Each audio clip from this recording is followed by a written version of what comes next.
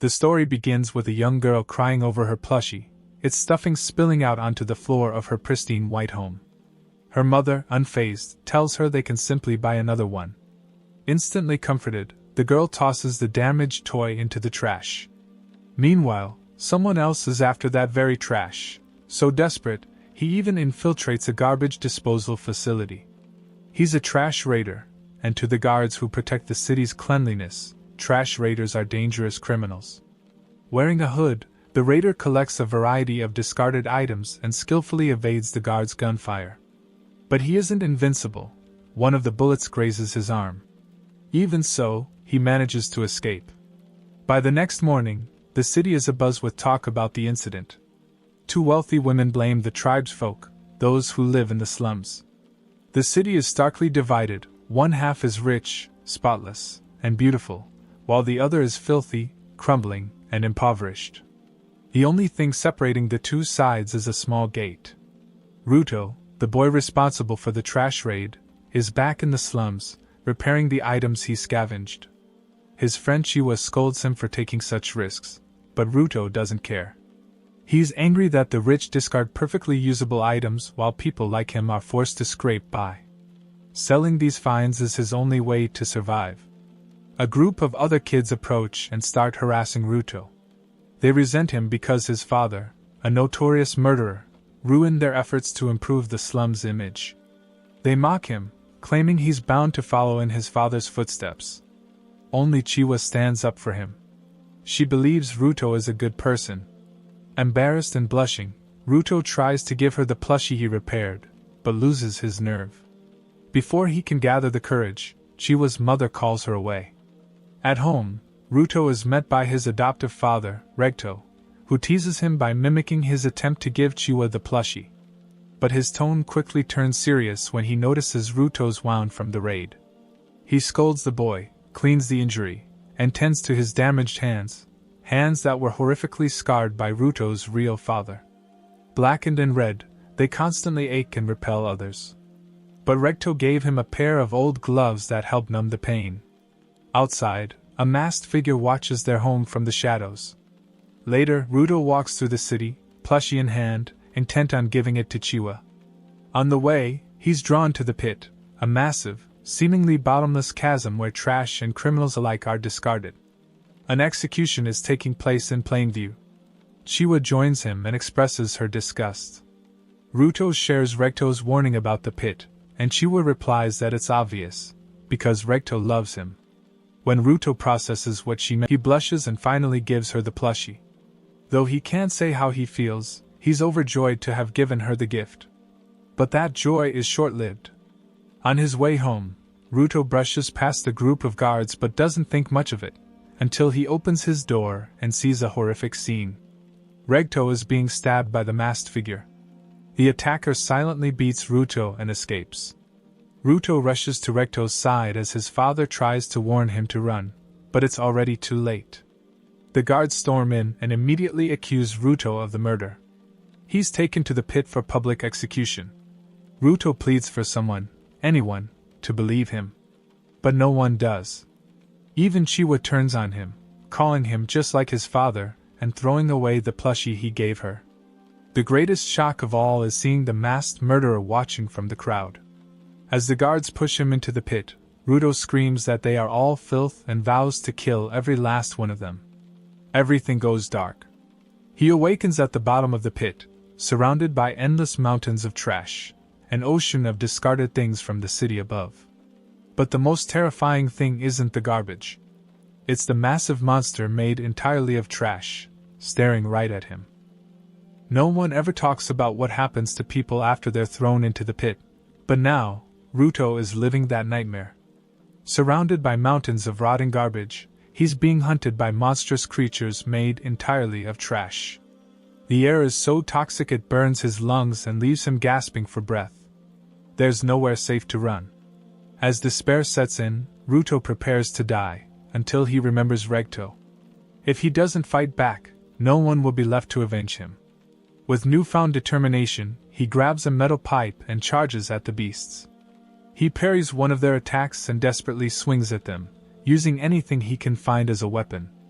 But no matter how hard he fights, it feels like a losing battle. Fueled by rage and desperation, Rudo manages to slice one of the monsters in half.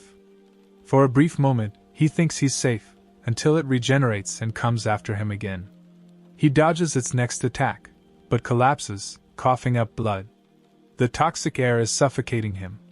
Just then, a mysterious man holding an umbrella appears and forces a gas mask onto Ruto's face. The boy tries to ask questions, but the man hushes him, warning that noise will attract the trash beasts. Rudo keeps talking, and before long, a whole horde of the monsters shows up. But the man is no ordinary person.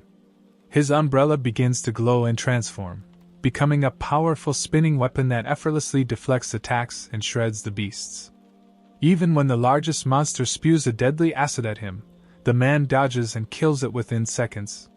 His name is Engine, and he calls himself a cleaner. Before Rudo can ask anything more, he collapses from exhaustion. While unconscious, Rudo remembers something Regto once told him: when people care deeply about an object, it gains a soul. That belief shaped Ruto's view of the world. He grew up thinking objects were alive. But his thoughts are cut short when he wakes up, only to find himself chained and being transported somewhere by Engine. Rudo bombards Engine with questions, but the man only gives vague answers. He says his home is a place called the Sphere, and Rudo can't return there. The sphere floats in the sky and constantly moves, making it nearly impossible to locate. Annoyed by Ruto's persistence, Engine eventually abandons him in the middle of a dump. Soon after, a group of masked people arrive. They ask if he's a spherite, and when Rudo says yes, they pretend to be friendly, only to restrain him again and lock him in the back of a truck. These people despise the sphere and its citizens, blaming them for dumping trash, spreading poison, and attracting the beasts. They treat Rudo as a villain by association. They plan to sell him off, but one of them decides to humiliate him first. He shoves rotten food into Ruto's mouth, mocking him as if he's never had to deal with filth before. But Ruto's had enough. He bites off the man's fingers, rejecting the false image they've painted of him. In that moment, something awakens inside him. Remembering Regto's words, Rudo suddenly channels a red energy into his chains and breaks free. Engine watches from afar and smiles. His instincts were right. Rudo is a giver, someone with the power to breathe life into objects and awaken their hidden strength. The chains transform in Ruto's hands, scaring the attackers. Then he picks up a car wheel and transforms that, too, something rare even among givers. Just as he's about to strike down the last thug, Engine stops him. The transformed objects turn to ash, and Ruto's nose begins to bleed from the strain. Impressed by the boy's potential, Engine makes him an offer: join the cleaners, and he'll tell Rudo everything he wants to know. But Rudo doesn't seem too eager to accept, at least, not yet. While a doctor tends to Ruto's injuries, Engine speaks with someone about the talented boy he's found. He insists they need to meet soon. Afterward, Engine surprisingly takes Rudo out for lunch, showing a side of kindness the boy hasn't seen before. During the meal, Rudo realizes yet again that the ground isn't what he imagined. It's not a desolate wasteland, but a world filled with bustling cities and people. As they eat, Engine begins explaining anima, the power of emotions. It's the energy that gives form to the trash beasts. These creatures are born from negative emotions and usually stay away from cities, but sometimes they breach the borders. That's why normal weapons are useless against them. To fight trash beasts, one must use weapons imbued with anima. These weapons are called vital instruments, ordinary objects that have been cherished and cared for over time, eventually gaining a soul through a person's emotional connection. Cleaners, who are all givers, use these instruments to battle the trash beasts. But not many people can wield anima effectively, so the cleaners are always searching for new recruits. Hearing all of this nearly brings Rudo to tears.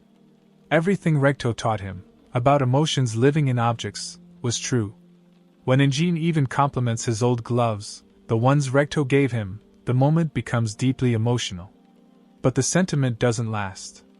and Jean casually reveals that he sold all of Ruto's clothes and has been using the money to pay for their food. Before Rudo can explode in anger, Jean walks off, claiming he's going to find Ruto's trainer. Suddenly, a cat steals a small pouch of money left from Ruto's clothes, and the boy chases it down a narrow alley.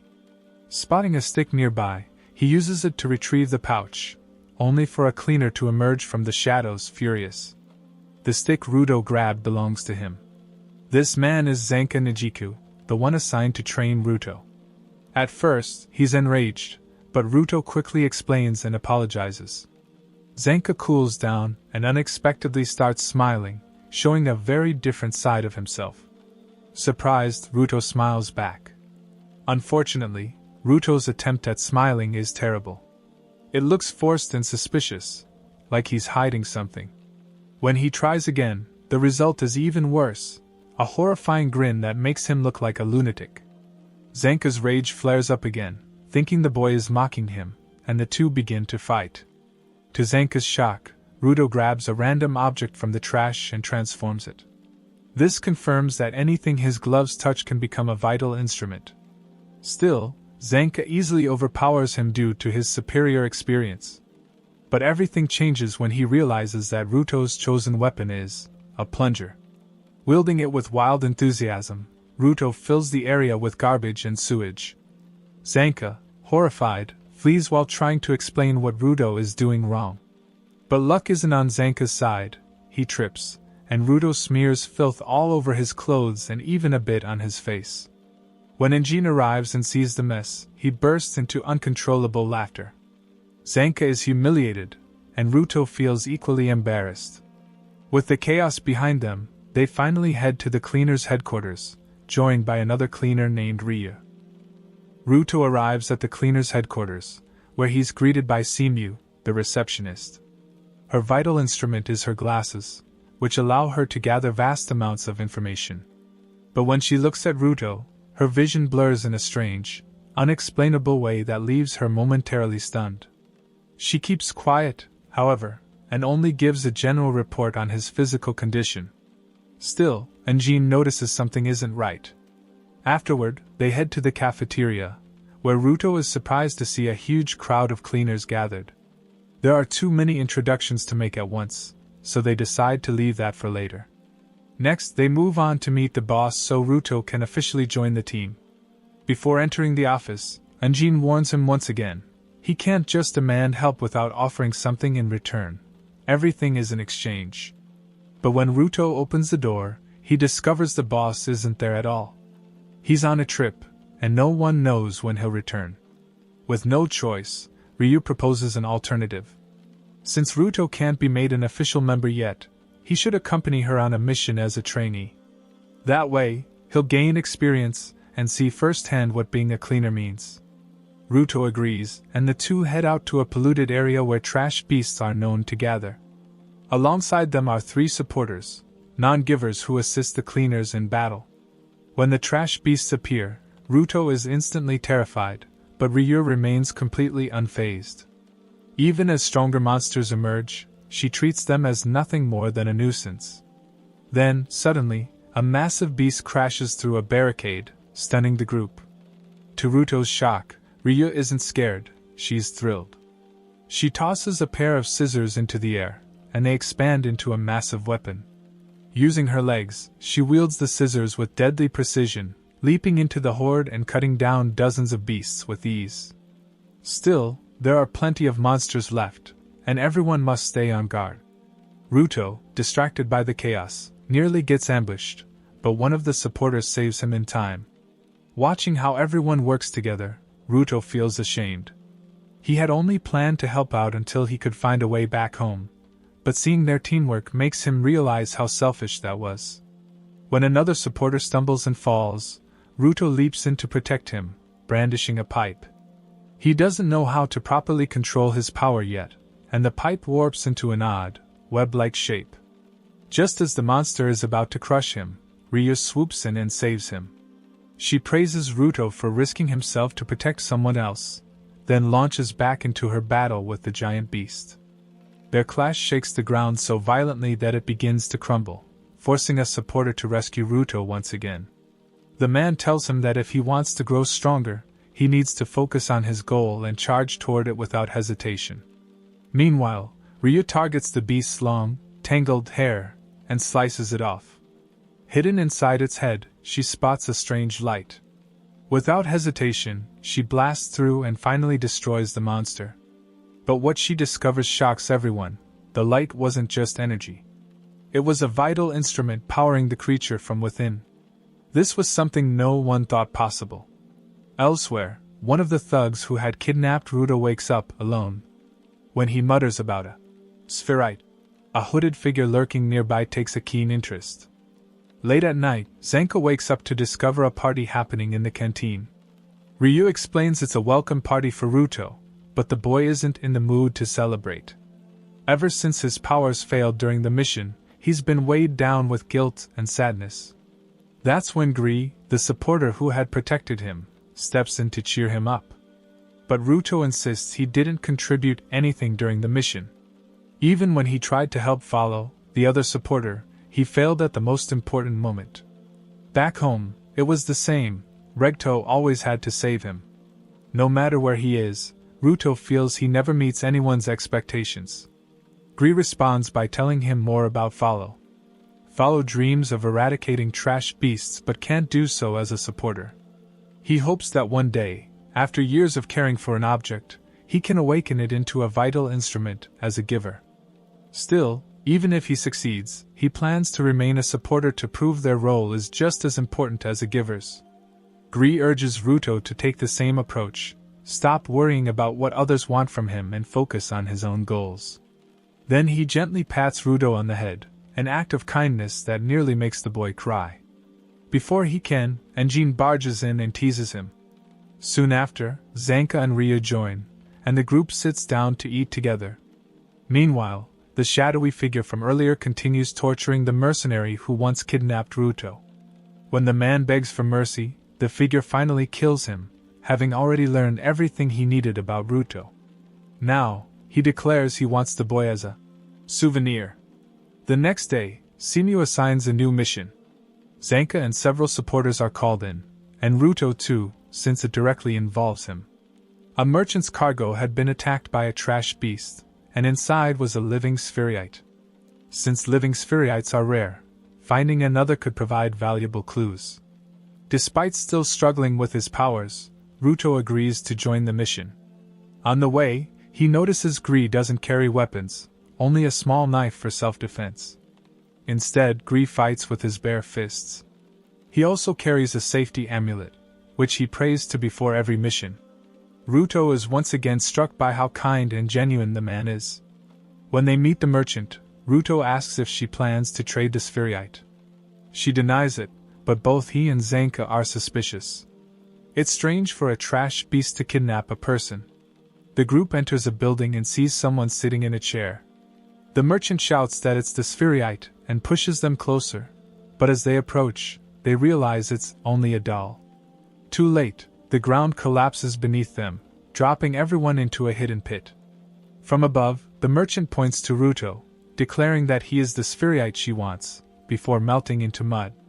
Two raiders appear, sadistic giver bandits. Zanka orders Rudo and the supporters to escape while he stays behind to fight. The raiders mock him for protecting the boy, saying they only want to know how Rudo managed to cross the border. But Zanka has never heard of such a thing. The woman raider uses her instrument to create mud dolls, forming an army. At first, Zanka treats it as an easy fight and smashes through them. But then her partner reveals his trick. He hides inside the dolls, striking at Zanka whenever his guard drops. Their tag team overwhelms him for a while. But while Zanka may not excel at fighting people, he knows his vital instrument better than anyone. Striking the ground with his stick, he uses it like a sensor to detect where the man is hiding. With that advantage, he takes both enemies down in an instant. 2 strikes, nothing more. Just as he finally relaxes, thinking the battle is over, another figure appears behind him. It's the mysterious raider, the same one who first took an interest in Rudo. The cleaners begin searching for a way out of the collapsing building. Some supporters split off to get help, but Rudo, Follow, and Gree remain behind to find Zanka. When footsteps approach, they assume it's their comrade, only to discover grim news instead. It's Jabber, the raider who had suddenly appeared behind Zanka. He didn't kill the cleaner, but poisoned him with the venom in his claws and left him incapacitated. Now Jabber has come for Rudo, intent on taking him to someone. As he advances, Follow and Gree attack, but Jabber dodges with ease. Determined, Gree stands in front of Rudo, declaring he'll protect him no matter what. But Rudo shouts for him to stop. He insists he can protect himself. Unfortunately, the warning comes too late. In a flash, Jabber pierces Gree with his claws, leaving a gaping wound in his chest. Gree collapses to the floor, bleeding heavily. The sight sends Rudo spiraling. His mind flashes back to Regto's death, and even further, to when he was a fragile child. One memory resurfaces, Regto opening the door to find young Rudo bashing his head against the wall, bloodied and bruised. Panicked, Regto stops him and asks why, but the boy has no answer, only a vague anger he can't explain. Regto realizes the boy must feel worthless and hollow after being abandoned by his parents. Wanting to help, he takes Rudo through the slums, searching for something to bring him joy. They try everything, soccer, cooking, little adventures, but nothing works. Just as they're about to give up, Rudo notices someone from the rich side tossing out their trash. Rushing forward, he pulls a damaged doll's head from the bag. The boy bursts into tears, crying that it's wrong to throw something away just because it's slightly broken. Through his tears, he shouts that he wants to fix it. Regto suddenly understands. Rudo isn't just empathizing because he, too, was abandoned. He has the unique ability to see worth in things others consider worthless. Back in the present, that power awakens once again. Rudo grips Gree's amulet and transforms it into a massive, protective entity. Gree realizes the truth about Ruto's gift. It's not that he can turn anything into a vital instrument. It's that he can draw out the maximum worth of whatever he touches. While Follow tries desperately to stop Gree's bleeding, Rudo faces Jabber. No matter how viciously the raider attacks, he can't land a blow. Rudo explains why Gree had prayed to the amulet for a safe return, which means it grants no injuries. As long as Rudo wields it, it gives him the ultimate defense. Jabber sees the potential of the power, but dismisses it, claiming it can't defeat him if it only allows Rudo to dodge. But Rudo corrects him. He hasn't moved once. The only one moving is Jabber. Confused, the raider lashes out again. And then he feels it, the cruel truth. The amulet itself perceives ill intent and reacts instantly, keeping Rudo untouched. Jabber finds himself thrown around, pummeled, and cornered. Rudo even manages to land a devastating punch straight to his face. No matter what he tries, even smokescreens or feints, the amulet always detects his hostile intent. But then Jabber notices something. When debris and loose rocks fly at Rudo, the boy has to dodge them himself. The amulet doesn't react, because the attacks carry no malice. Seizing on this weakness, Jabber coats his claws with venom and plans his counterattack. If he can drive himself into a berserk, instinct-driven state, his strikes will no longer carry intent. And if the amulet can't perceive intent, it can't protect Rudo. The battle resets. Round 2 begins. Jabber proves his theory right. After stabbing himself with his own venom, his attacks lose all hostility, making the amulet useless. Rudo desperately tries to defend, but the talisman doesn't respond. Now completely berserk, Jabber's strikes grow faster and more vicious. Rudo struggles to keep up and seems only seconds away from being torn apart. Then, Zanka's stick slams into Jabber's neck, pinning him to the ground. The cleaner isn't fully healed, but he can move again. Having witnessed part of the fight, he's grasped how the amulet works, and comes up with a plan. Since Rudo can't defend himself and Zanka can't fight properly, they'll have to combine their strengths. Zanka orders Rudo to make him angry so his strikes will count as hostile intent. Then, Rudo must redirect those blows toward Jabber. It's risky. Zanka is genuinely trying to hit Rudo, but it works. Each time he swings, Rudo shifts his movements just enough to guide his attacks into jabber. Blow by blow, the cleaner's strikes land until the raider is overwhelmed. Finally, Zanka smashes him in the head with a devastating hit, sending him crashing to the floor. But the victory comes at a price. Zanka collapses from exhaustion, and Gree's amulet turns to ash in Ruto's hands. Shocked, the boy panics, thinking he's destroyed something precious. Worse, the poison jabber inflicted on him earlier begins spreading, and he collapses too. Meanwhile, Jabber claws himself again, dulling his pain long enough to move. He poisons Zanka once more, then grabs Ruto and drags him away. When he reaches the surface, something feels off, but it's already too late. And Jean smashes him with his umbrella, launching him into a wall. Ryu and 2 other cleaners stand beside him, reinforcements called in by the supporters who escaped earlier. Ready for another fight, Jabber prepares to strike back, until a blue-haired girl seizes him by the arm. She's Chthoni, another raider. Though he protests, she forces him to retreat, saying their boss was smiling. With that, she opens a portal shaped like a manhole and prepares to leave. Before stepping through, Jabber hears Ruto weakly swearing revenge. The raider smirks, impressed, and then notices the boy's gloves. Hinting at a mystery Rudo doesn't understand. Promising he'll be ready next time, Jabber vanishes into the portal with Chthoni. Later, the cleaners regroup on the surface. Zanka is worn out, Gree heavily injured, but both alive. Resting on the ground, Gree listens as Ruto apologizes for breaking his talisman. Instead of scolding him, Gree smiles faintly. He's grateful the amulet helped save them and reassures Ruto that he did well. Ruto sinks into depression, furious at himself. Once again, someone got hurt protecting him, first Regto, now Gree.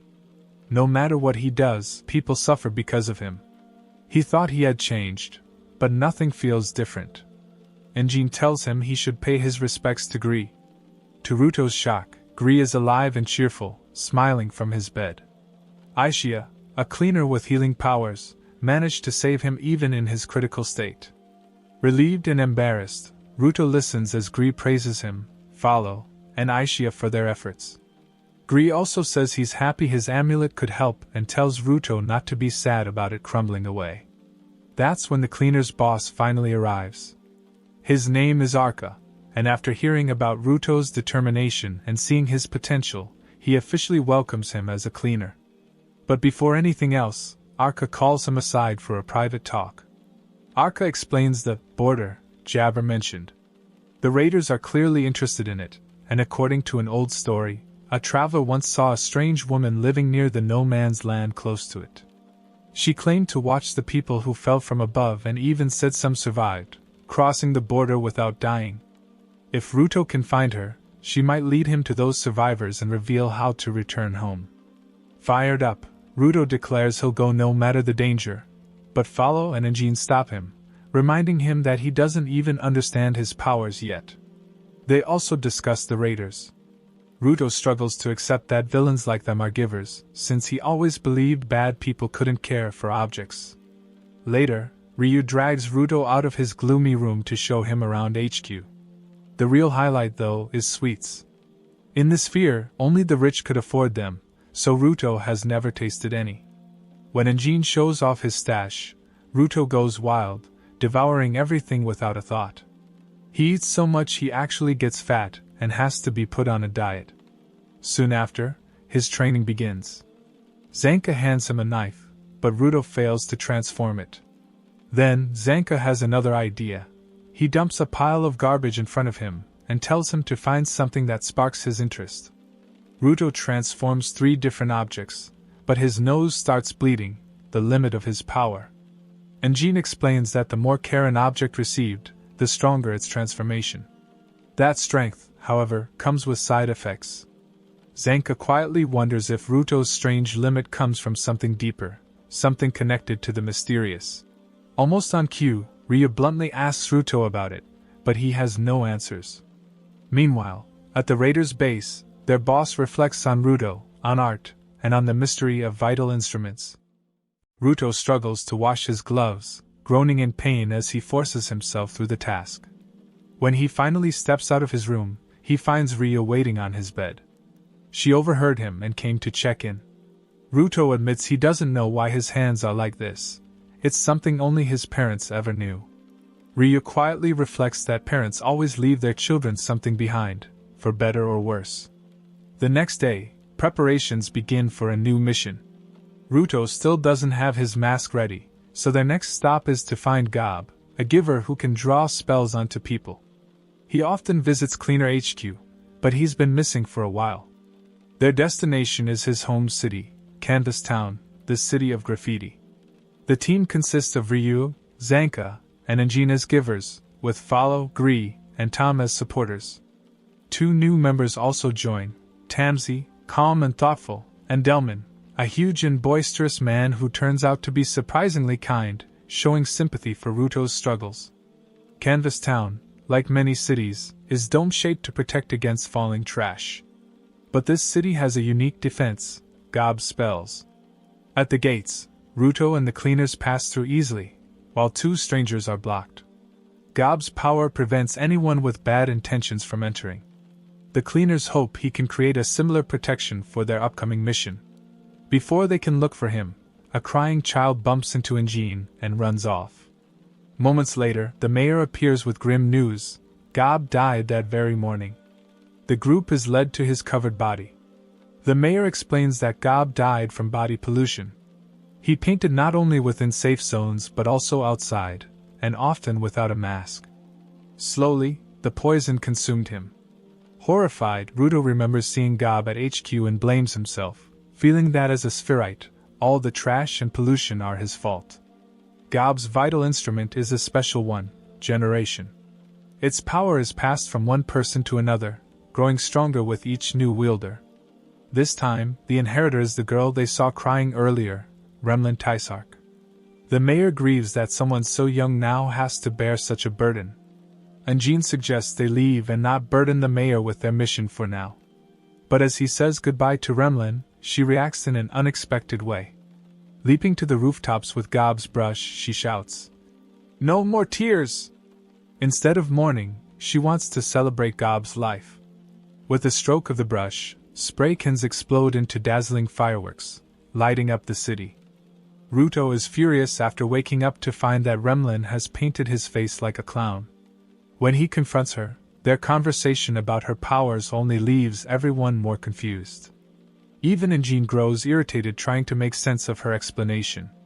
It becomes clear that her ability is truly free, bending entirely to her will. When she finally begins the protection spell, she shocks everyone again by transforming her vital instrument into a tattoo machine. Engine and the mayor quickly stop her from using it that way, but it proves that her power can adapt to whatever form she imagines. Before leaving, Ruto thanks Remlin for showing him something special and promises to visit again. With a bright smile, she says she'll come to the cleaners HQ someday too. On the way back, Engine makes a detour to a house overflowing with trash as a surprise for Ruto. He barely finishes explaining that it's a chance to find good weapons before Ruto leaps into the pile, frantically digging through it like a kid in a candy store. Back at HQ, Ruto meets August, the cleaner's eccentric artisan who's always in high spirits. August proudly reveals Ruto's new full-face mask, but Ruto's enthusiasm fades fast when he learns the man took his measurements while he was asleep. Afterward, the team syncs their chokers, a communication device that requires a drop of blood from each member. One by one, they link with Ruto, officially making him part of the group. Their next stop is Penta, a vast desert in the no-man's land. There, Rudo dons his new yellow and red mask and wields his instrument, now named 3R, with pride. Meanwhile, at the Raiders HQ, Jabber asks if their target is in Penta. His boss only replies that they'll see when they get there. Back in the desert, the cleaners efficiently wipe out waves of trash beasts while Tom documents new species in detail. During the battle, Rudo finds a broken keyboard and transforms it into a weapon with 3R, stamping the final monster with its keys. Unbeknownst to him, a mysterious girl senses his power from afar and looks in his direction. Through the smoke, Ruto briefly spots her, but when Tamsi and Delman call out, she vanishes.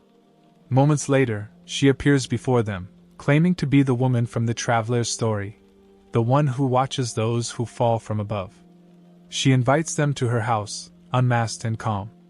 Injin decides to go along, saying they'll talk things out, and if things go wrong, he'll handle it. But as soon as they step inside, a strange sound echoes. Injin collapses to his knees unconscious, while the girl smiles eerily at Rudo. Time rewinds 1 hour earlier, revealing how Amo managed to defeat Injin. The cheerful girl leads the cleaners to her home, a massive, spiraling tower standing alone in the middle of the desert. As they climb to her room, Amo insists they remove their masks. Reluctantly, they comply, and she beams with delight, admiring their faces one by one.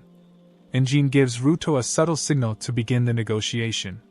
Rudo steps forward, explaining that he wants to meet someone who can travel between the sphere and the surface, hoping Amo can introduce him to them. But before he can even finish, Amo abruptly cuts him off and asks a strange question. "Who's your crush?" Everyone freezes. Injin assumes this must be the price for her information, but as he tries to play along, Amo only grows more and more agitated. She yells that she thought they finally wanted to talk to her, not use her like everyone else. Injin lies, saying he likes her, hoping to calm her down. Instead, it enrages her further.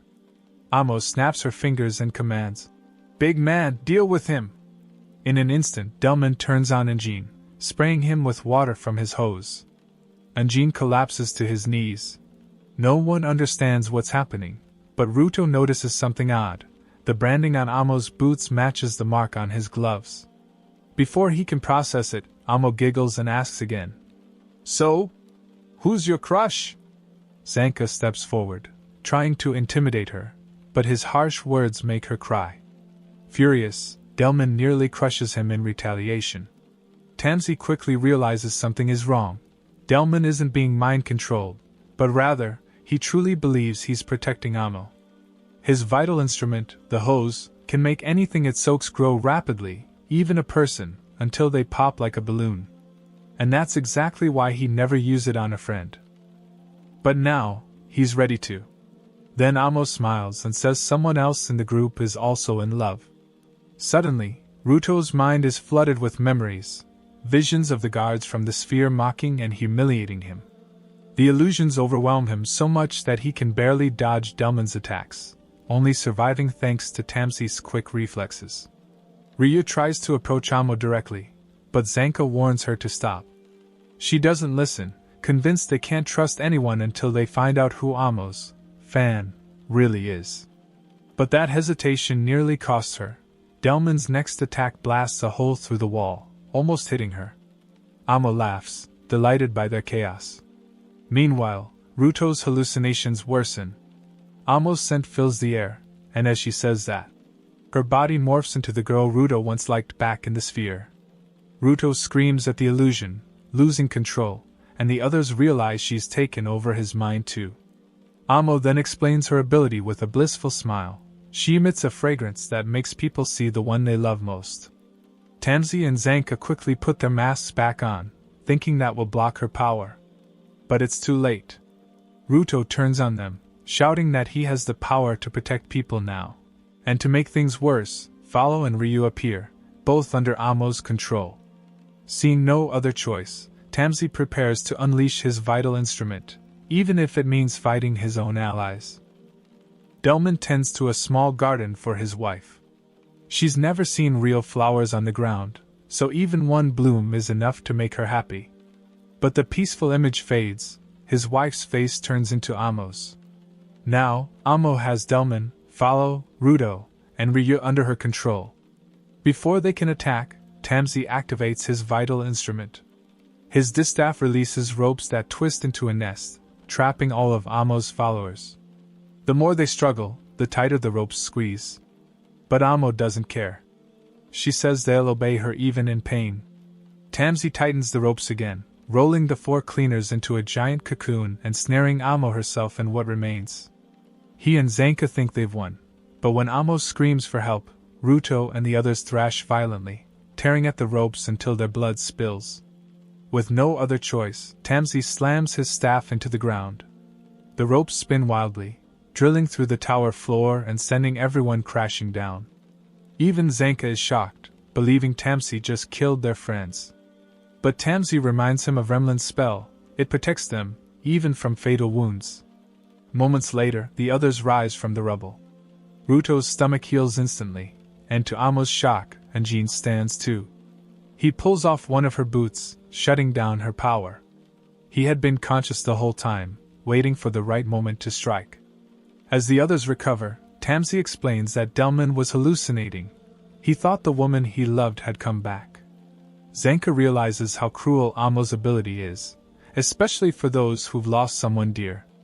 Elsewhere, the cleaner's boss asks Semi what she sees in Ruto. She says there's something inside him unlike anything she's ever known, not his power, but something darker.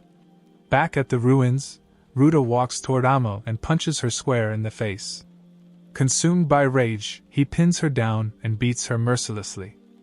Inside Rudo was a red egg-like shape pulsing like a curse waiting to hatch. Gree and Anjin pull him away, but Rudo is still furious, saying Amo tried to kill them and laughed about it. Anjin reminds him of their mission and the information they still need, snapping him back to his senses. Later, Ruto admits that even after leaving the sphere, he's still the same angry boy who bottles everything up.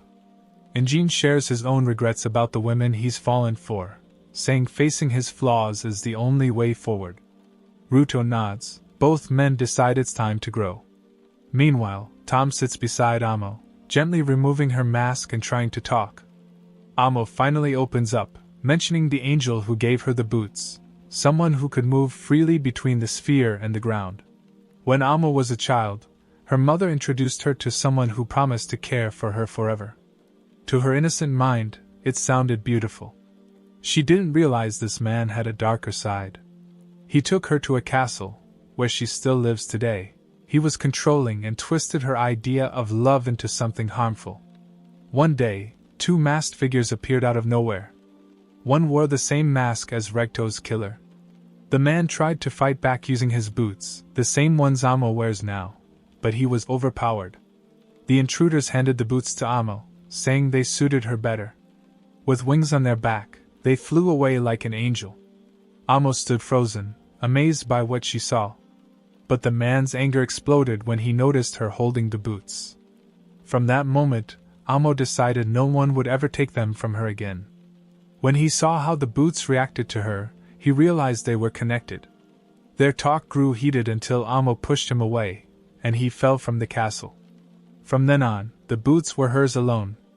When the cleaners ask about the angel, Amo admits she doesn't know who they were or how they crossed the border, but she saw them again a month ago, right when Ruto appeared on the ground.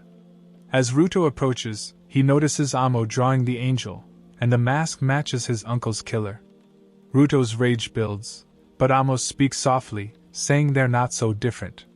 Their instruments choose people who've been through pain, helping them see the truth about themselves. Amo says the boots made her feel more human, even when others couldn't understand her. Ruto agrees that they should learn how to change that together.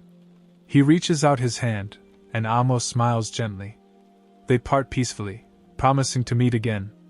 But as Amo closes her door, a shadow appears behind her. A scream echoes through the castle.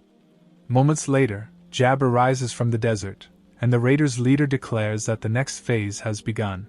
The cleaners regroup, tending to their wounds after the brutal battle. Remlin's spell saved their lives, but it didn't heal everything. Many still ache from non-fatal injuries. To recover, Anjin takes them to Alice Stilza, who turns out to be August and Aishia's grandmother.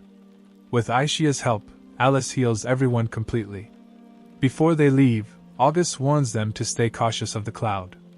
Ruto looks confused, so they explain that when the sphere shifts, piles of trash rain down to the ground in violent trash storms. As they travel, Ruto mentions seeing something strange when he crossed the border, but he can't quite remember what it was. Suddenly, Anjin gets a call from Semyu. She warns him to enter HQ through the back. They're dealing with marauders at the front gate. The armed bandits demand the spherite, and even fire a bazooka at the cleaners' base. But their attack does nothing. The cleaners have a gifter who maintains a protective barrier around the HQ, Semia steps out to face them and, with her ability, catches the next rocket midair and launches it back. Bullets fly, but she dodges every shot and defeats the group with ease. When Engine and the others arrive, the fight is already over. From the surviving marauders, they learn that someone in a bar tipped them off about the spherite. The team suspects the raiders are behind it, trying to gather intel before launching a real attack. Later, the cleaners head to a diner to investigate. Despite the tension, they're laughing and eating as if nothing happened, much to Ruto's disbelief. Soon, 3 new cleaners join them: Goita Hebi Fantasia, wearing a dinosaur onesie, Dear Santa, the candy thief, and their leader, Santa Bro. As Ruto quietly complains about the group's laid-back attitude, a hooded man approaches him. He warns Ruto to stay wary of the raiders, saying they've grown more aggressive since getting a new leader. Then, with a chilling smile, he pulls out Amos boots, the very ones Ruto saw before. When he removes his hood, Ruto realizes who he's talking to, the raiders' leader himself. Beside him stands Chthoni, another raider. The cleaners react instantly, but before they can attack, Chthoni opens a glowing portal that swallows them whole. Moments later, they wake up in a grimy underground world filled with manholes, a sewer-like arena. Standing before them are the raiders, including Jabber and several unfamiliar faces. As the two groups face off, Rudo steps forward, fists clenched, and demands one thing: where is Amo?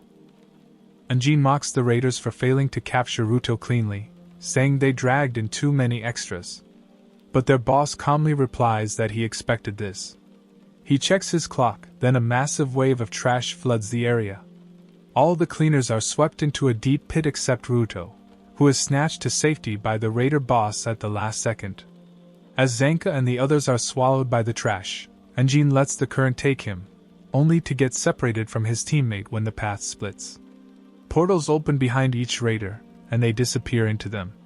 Jabber taunts Rudo, telling him to behave for their boss while they go have fun with his friends. The boss finally introduces himself as Zodal Typhon. He offers Ruto a deal: destroy the sphere together. He's never seen it, but he somehow knows Ruto shares the same desire. Ruto ignores the temptation and demands to know where Amo is. Zodal pushes back, saying Ruto keeps dodging his question instead. Ruto compares him to Amo. She avoided speaking, while Zodal traps him with his words. Silence stretches between them until Zodal asks why Ruto even joined the cleaners.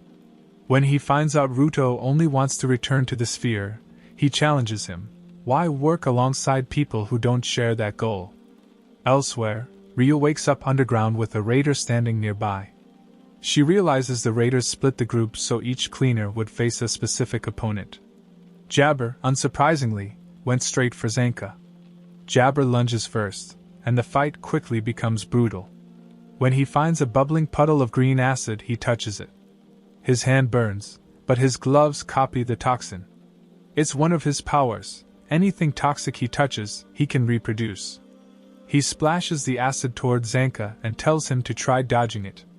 Zanka doesn't flinch. He lifts a wall of earth to block most of it, letting the rest hit him.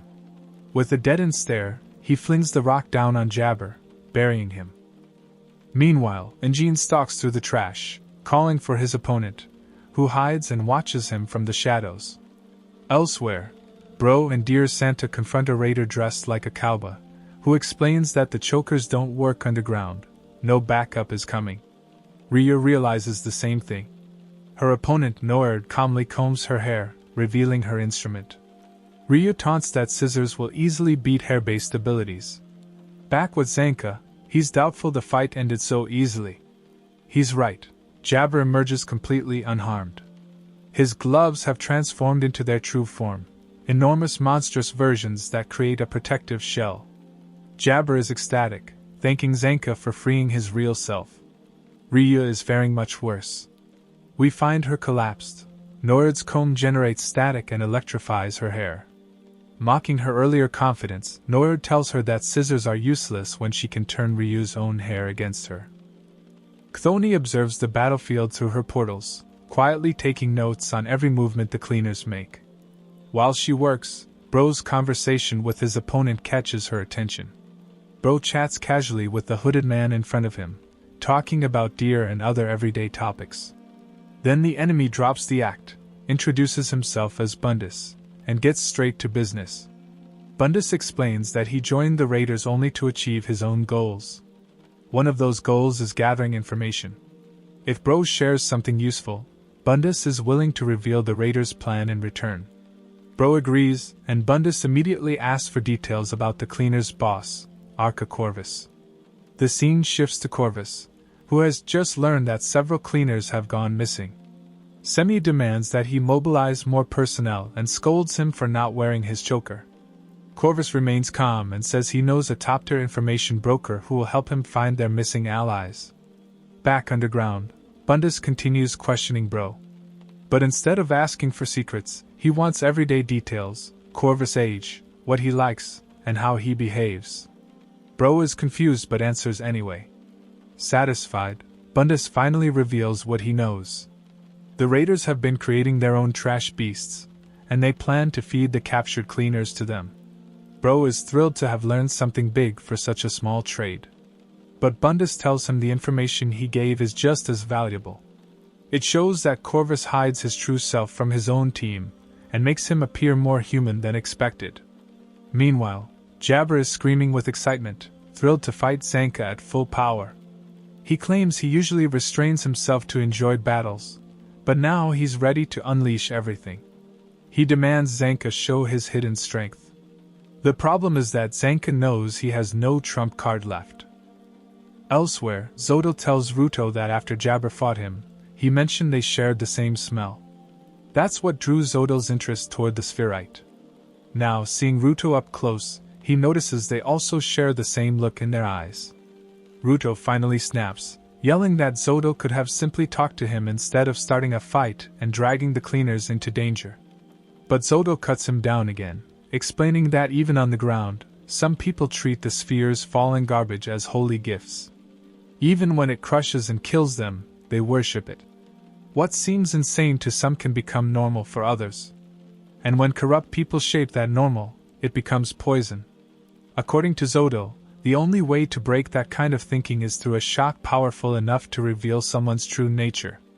That's what happened to Rudo when he fought Jabber. Then he mentions Zanka. Will Zanka's fight bring out his true self, or will the shock destroy him?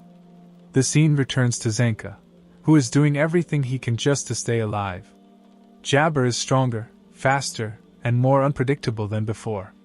He suddenly spins into a toxic tornado, and when Zanka finally finds an opening, Jabber stops mid-attack, pivots, and kicks him hard in the stomach. Zanka crashes to the ground, and Jabber leaps on him, claws aimed at his face. Zanka catches the claws in his teeth and snaps one of Jabber's ribs, landing another blow immediately after. With that, he gains momentum and starts to overpower the raider. But the tide shifts again. After Zanka surprises Jabber with a kick, Jabber retaliates by slashing his legs, sending him collapsing to the floor. Jabber stands over him and reveals the toxin stored in his claws, a numbing agent, a euphoric drug, and the earlier corrosive slime. With all three combined, he drives his claws into Zanka's body. Zanka's past before becoming a cleaner reveals he was originally trained to be a Hellguard, soldiers who protect the ground from people, not trash beasts. At school, everyone saw him as destined for greatness. His entire family served as Hellguards. He was top of the class, and the other students viewed themselves as mediocre compared to him. Zanka believed that too. He worked hard, but deep down, he thought he was naturally gifted. Then everything changed. One day, his teacher introduced a new student, a white-haired girl from the slums named Hio. The teacher had high expectations for her, and she proved why immediately. During her first sparring session, she defeated the entire class, including Zanka, without breaking a sweat. While the other students came up with excuses, Zanka admitted she was incredible, and calmly said he needed to train more. But on the inside, he was crushed. He couldn't forget how easily she beat him. He bit his lip until it bled and slammed his head against the wall, vowing to become number one. Hio only made it worse when she later asked him about the Golden Throne, the symbol of the top student, and couldn't understand why he cared about it so much. When the class had to choose their main weapon, Zanka first laid eyes on what would become his love stick. 3 days later, he was found hiding inside a hole by Engine and Ryu. Zanka had assumed Hyo would pick the strongest weapon, so he tried to counter by choosing a weaker one. But Hyo simply picked a normal sword, leaving Zanka looking foolish. To make matters worse, the stick he chose wasn't even supposed to be on the table. It was a mistake. Everyone stared at him in disbelief, and his teacher looked disgusted. Zanka called himself mediocre, but Engine reminded him that natural talent isn't everything. The fact that he was still holding the stick proved he hadn't given up. Engine encouraged him to defy expectations and surpass the real deal. After they left, Zanka crawled out of the hole with renewed determination. Back in the present, bleeding heavily, Zanka appears to rise again, calling for his vital instrument, but it's only a hallucination. Jabber's toxin makes illusions feel real, so Zanka never actually stood back up. Seeing him laugh in his delirium, Jabber laughs along with him, completely unhinged. Meanwhile, Gachiakuta escapes her previous location and wanders alone until she discovers a massive, glowing red rock covered in severed hands and blades. Back in the cave, Jabber drags Zanka's limp body toward the exit, announcing that it's time to offer him to the trash beast.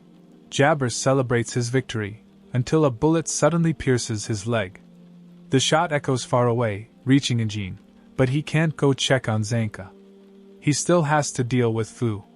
The problem is, their fight hasn't even begun. Fu panics. He's never started a fight before, and he doesn't want to be the last one to finish or Zodo will scold him. Desperate, he awkwardly presents himself and asks Engine to punch him first.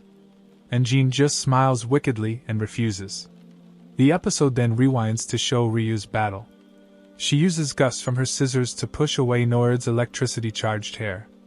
Observing closely, she realizes something and hides among the trash. Noerd becomes furious and unleashes even more electricity. Ryu smiles. Her theory is confirmed. Noerd needs to recharge her hair, meaning she has brief openings. But exploiting them isn't simple. When Ryu lunges in, Noerd dodges with ease. After years of training, she can move her long hair like a limb. The two begin an intense hand-to-hand fight, only occasionally using their instruments as they tear through their surroundings. Despite Ryu's effort, Noerd maintains the advantage. Both fighters are injured, but Ryu is coughing up blood. She asks whether anyone will hear the noise from underground. Noerd mistakes this as a cry for help, but Ryu had something very different in mind. In an instant, she pulls out a gun and shoots Noerd twice. The raider collapses, bleeding. Ryu keeps her weapon trained on her. She once worked as a professional assassin before leaving that life behind to join the cleaners. She promised Engine she would never kill again, and even now, she refuses to deliver a fatal shot. Back in the present, Ryu arrives just in time to save Zanka. Knowing Jabber can endure absurd amounts of punishment, she fires multiple rounds into him, bringing him close to death. After confirming Zanka is still alive, she leaves the cave. Elsewhere, Chthoni updates Zodil on everything. Impressed by the cleaner's resilience, he tells her to move forward with the plan. She teleports him, and Rudo, to the chamber with the massive red stone. Fantasia watches from the shadows, terrified and unnoticed. Zodil begins explaining his plan to Rudo. When he presses his boots against the stone, it reacts instantly. He then reveals that his coat is part of the Watchmen series, and that he has attempted to create new entries to it. Zodil explains how they plan to attack the sphere. When he presses Amo's boots against a massive red stone, it reacts instantly. Dark, tentacle-like growths spread upward, crawling across the ceiling. While experimenting with vital instruments to create his own entries in the Watchmen series, Zodil made a major discovery. Even though his original goal failed, he learned how to use those instruments to create an entirely new type of trash beast. In the end, he still gained a terrifying weapon.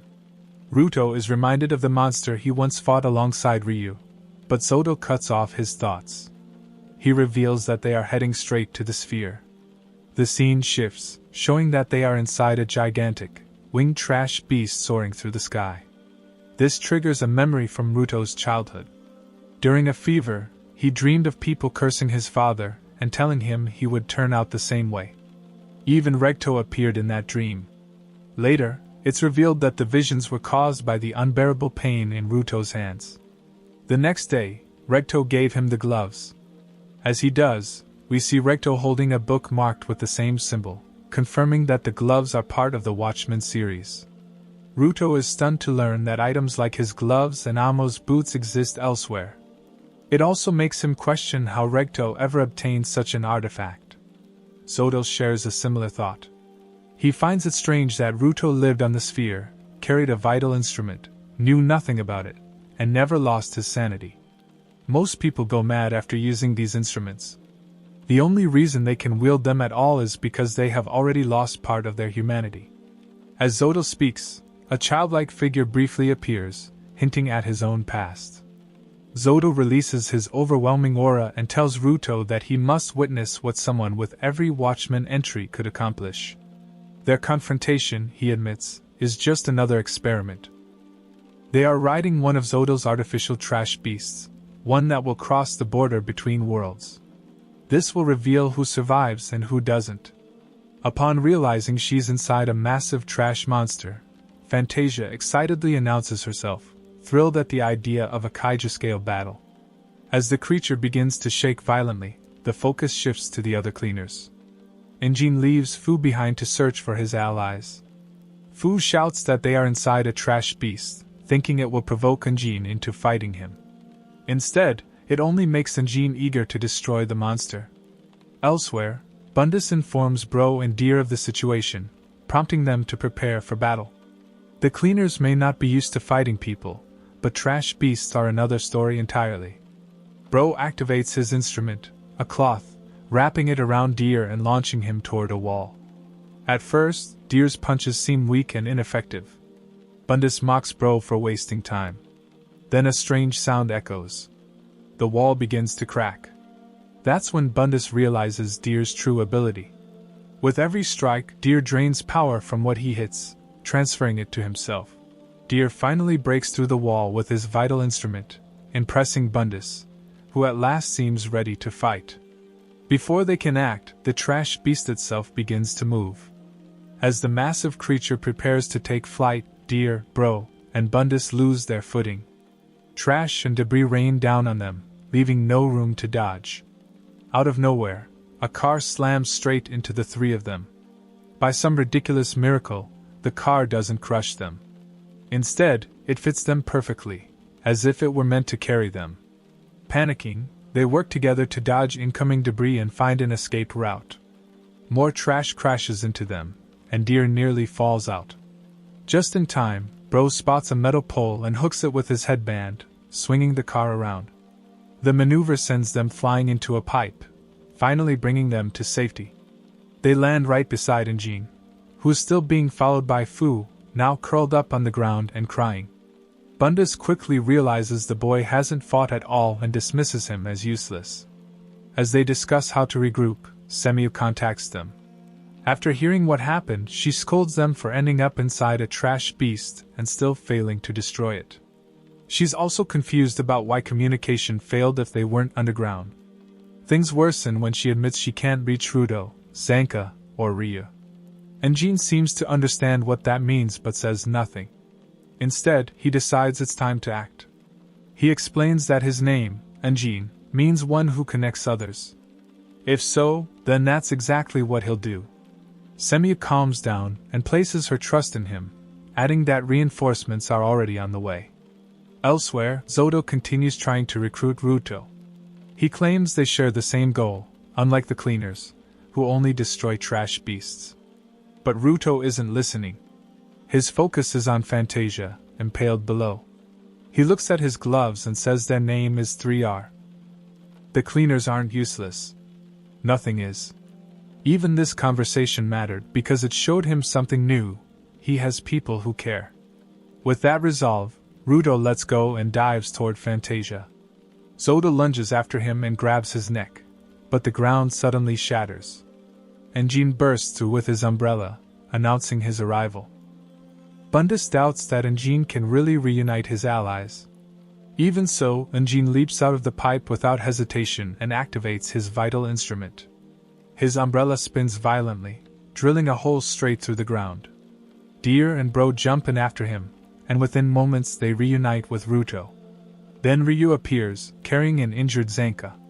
The raiders are now split apart, while the cleaners are finally together again. Their relief doesn't last long, though. The trash beast starts moving once more. The terrain stabilizes just enough to stand. Rudo acts immediately, pointing toward the creature's heart and charging forward. His instrument transforms into a nail gun, and he fires. A prosthetic hand erupts from the ground and blocks the shot.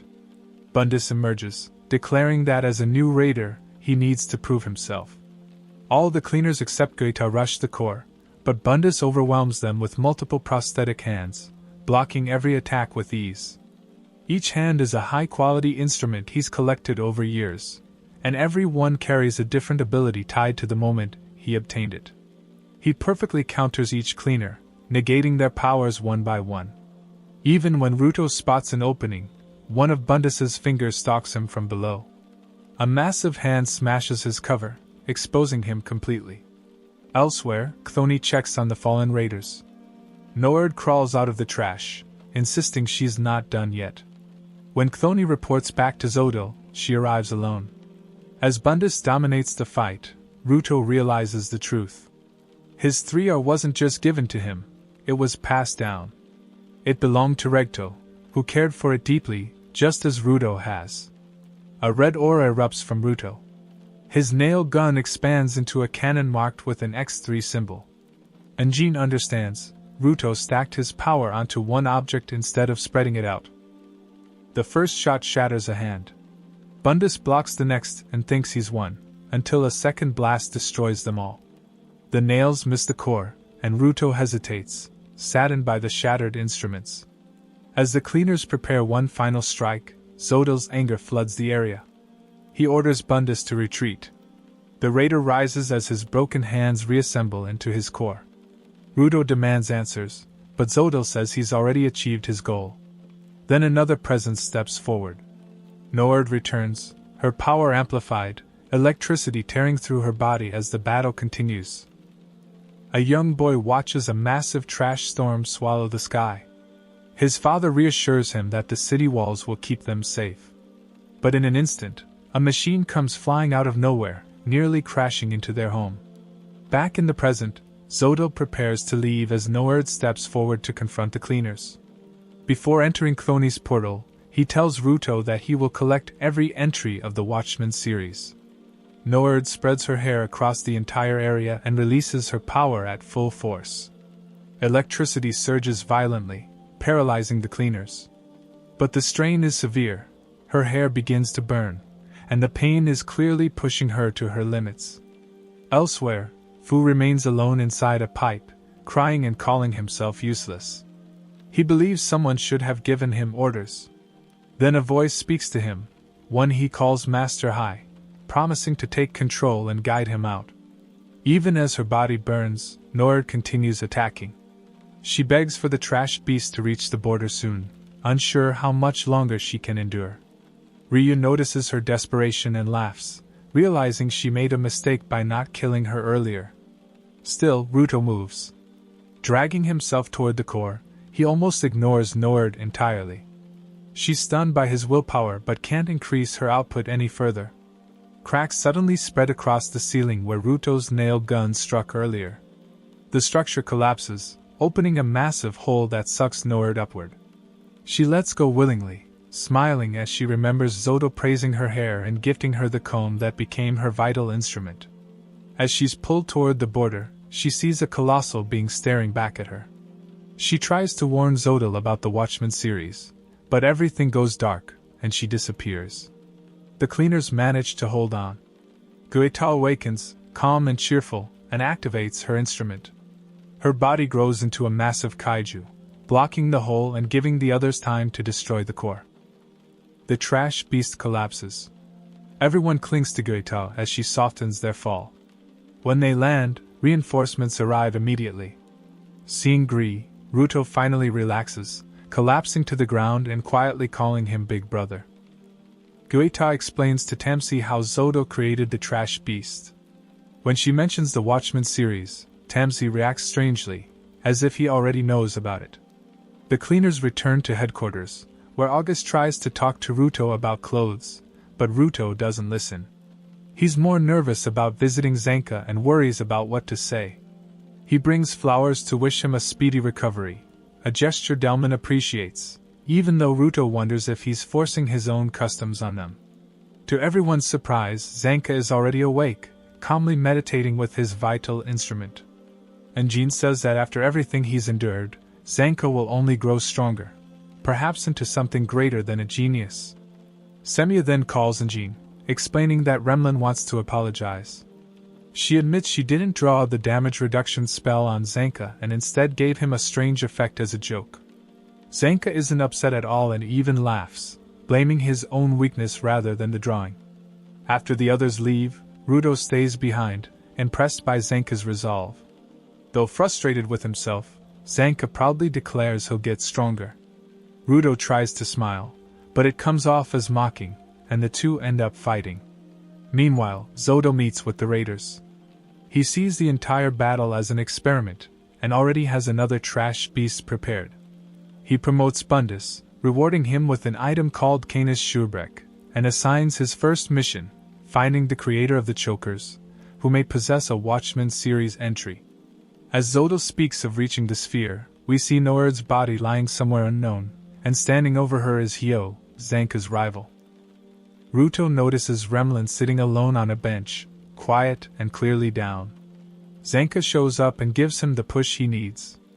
After talking with Amo earlier, Rudo wants to learn how to reach out to others, and cheering Remlin up feels like the right place to start. He walks up to her with a piece of paper and nervously asks if she can teach him how to draw. Seeing his awkwardness, Remlin laughs, finally easing up. Soon, they're joined by Deer and Gachiakuta, drawing together as a group. Corvus notices and remembers Remlin still hasn't decided what to paint for her city's mural. He assigns them a field trip to Canvas Town. Rudo, seeing himself as the oldest, feels both excited and responsible. Unknown to him, Jean and Bros secretly watch over them. Back at HQ, the Hell Guard arrives after learning a Spherite is living with the cleaners. Their leader, Kyuka Nijiku, scolds them over the damage caused by the trash beast, then reveals her real goal: she wants to take Rudo. She believes he's key to uncovering the truth about the ground, the sphere, and the mysterious blank years. Meanwhile, the kids explore Whole City, followed by Fu, who isn't there to attack. Lost and desperate for guidance, he's searching for Jean. When a suspicious man tries to lure the kids with candy, Rudo knocks him out cold, shocking Fu. In Canvas Town, Remlin reveals her mural, painted across the city's ceiling. As Rudo and Jean admire it, they spot a familiar symbol, the same one on Ruto's gloves. Remlin explains it belongs to Canis Schurebrek, the Undertaker. Stunned, Rudo reveals his full name, Rudo Schurebrek. In a post-credits scene, Amos sits trapped in a cage. She calls out for Rudo, but the smiling face before her belongs to Tamsi. And that's where this video comes to an end. If you enjoyed it, don't forget to like and subscribe. Thanks for watching, and I'll see you in the next one.